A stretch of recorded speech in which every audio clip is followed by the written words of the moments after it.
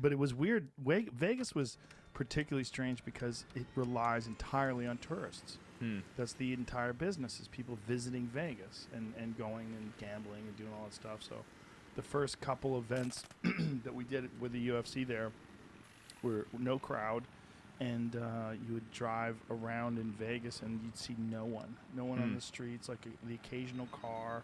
And I'm like, God, this seems so strange. Around the Strip, I bet. But like where I live in suburbia, over on the west side of town by the mountains, it like feels pretty normal. I mean, traffic's a little lower, but it's basically just people living and like getting food and doing their thing. So, yeah, like for the climbing community in Vegas, you couldn't even really tell that that COVID was a thing, you know, because the governor of Nevada explicitly allowed outdoor recreation throughout lockdown, so it's like you're still able to go hike and climb. That's look a for very cliffs good thing, because they didn't do that in California. It was one of the problems with California's lockdown, is that it's nonsensical. And it, you know, when they were trying to pretend that it's science-based, if it's science-based, you would know that the science says that COVID dies almost instantly with contact with sunlight. So why can't people go outside? I know that kind of bummed me out with all the like locking down public beaches and stuff. It's like, it makes sense that you don't want people congregating in big crowds necessarily, but it's like, if you're going to lock down, you have to do it sustainably in a way that like people can actually live that way. And like going outdoors is kind of one of the best ways to make it sustainable, because like people can spread out, they can still feel happy, and like, you know, and you get vitamin D, which is one of the best things to combat COVID. They found that 84% of the people in the ICU with COVID had insufficient levels of vitamin D.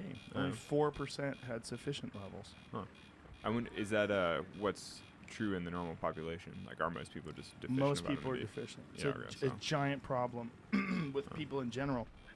And they think it's a giant contributing factor to low immune systems. Weakened immune systems because of vitamin D is apparently a huge issue with we're just not designed, first of all, to wear clothes. Be indoors all the time. Second of all, to be indoors. Yeah, we evolved to be outside. Actually, I think really pale people like us probably do need clothing. Like, you know, because if we're outside all the time, my skin would be in trouble. Well, we're pale because our ancestors lived in Europe.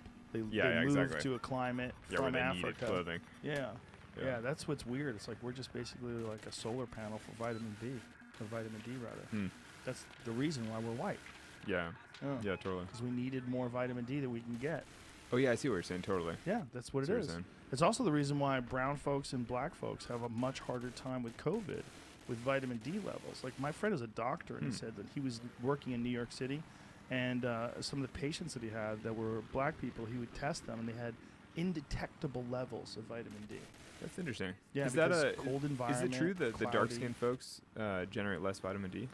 From the sun. Yeah, from the sun. Because vitamin D is one of the rare things that we actually require sunlight to generate. And the reason why black people have it, obviously, is when you're from really hot climates. Totally. Your body is actually really sunny needs climates. To be protected, and you're getting plenty of vitamin D. But your body's protected from the dangers of the sunlight with more melanin.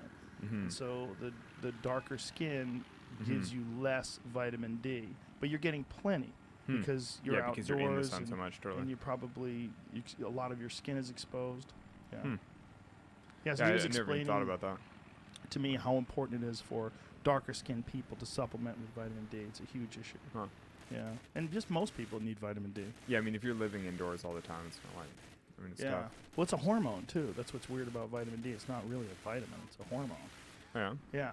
They call it vitamin D, but it's an actual hormone, and it's responsible for a lot of different things in the body.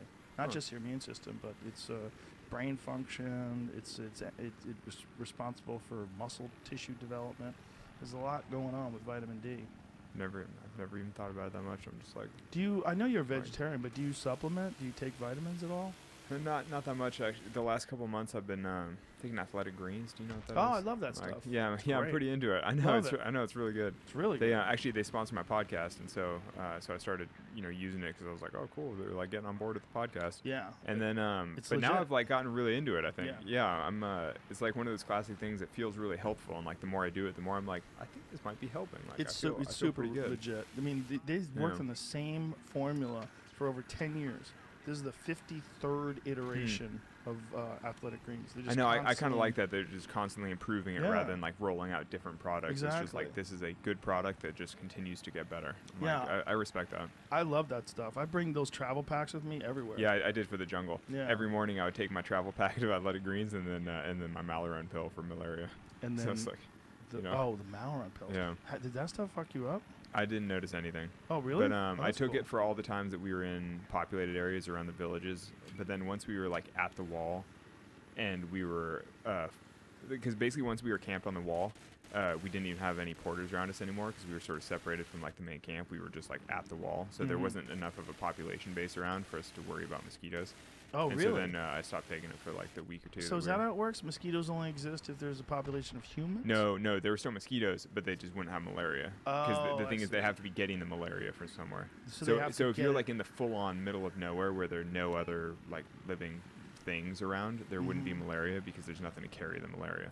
Oh, so it's what came first, the chicken and the egg type deal. Yeah. So like, well, I mean, it's kind of true for all diseases that plague humanity. Is they're more they're found more in villages and towns and like around population centers. But if you get out in the middle of nowhere, there are not enough people to host the virus. And it's all stagnant water, right? That's where the stagnant water the mosquitoes are coming from, right? Yeah, the stagnant water breeds the mosquitoes. Yeah. But then the mosquitoes have to get malaria from somebody that's carrying the virus, and they can transmit it around.